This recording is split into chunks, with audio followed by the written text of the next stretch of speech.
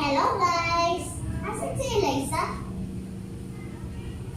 Hello guys! Ngayon, gagawa tayo ng puppet. Katulad po nito, gamit po ang socks.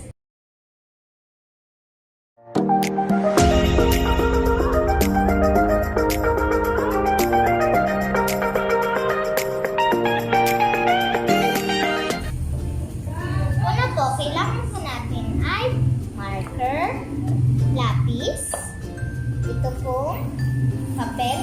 Kung meron po kayong yarn, pwede nyo po yung gamitin or ibang recyclable things na pwede nyo gamitin. Para sa buko,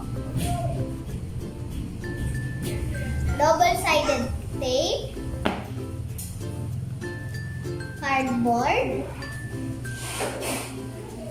mga drawing na mata, ito po,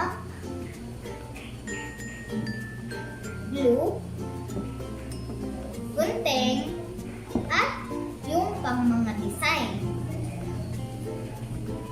Na natin gagawin ay gugupitin ito na magiging parang oblong. Yan. Ilalagay po natin itong cardboard ng maayos para po maging bibig at gagamitin po natin ang double-sided tape para po dumikit.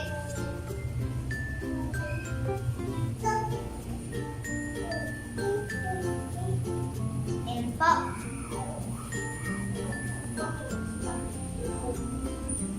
Meron na po siyang paganto. Tutupi po. Tapos po, next, try niyo po sukatin yung kamay niyo po kung kasya po at magiging libig po.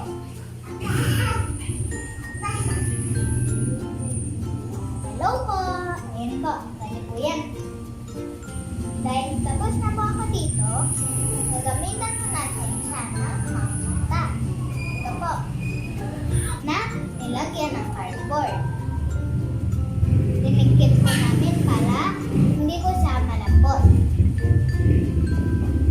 Gagamitin po natin itong double-sided tape para idikit yun.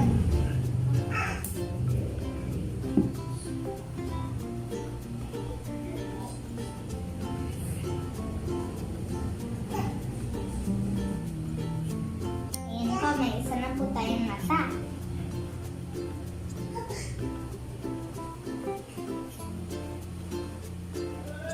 Ayan po. Gagawa po tayo ng gupit na ganito. At ididikit po ito gamit ang glue.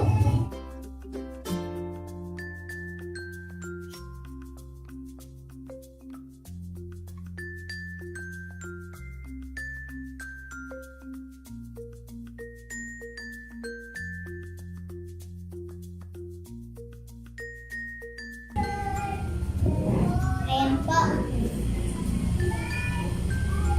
Hintayin po natin matuyo at kapag po natuyo na ay ating subukan. A few moments later. Ayan po. Para po sa ilong ay gagamitan po natin ng marker.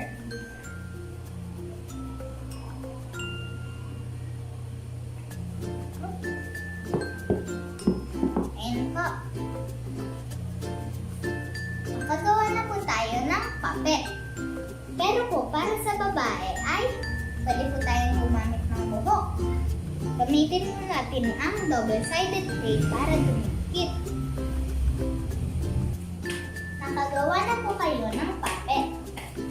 Huwag niyo pong kalimutan na mag-subscribe at i-click ang notification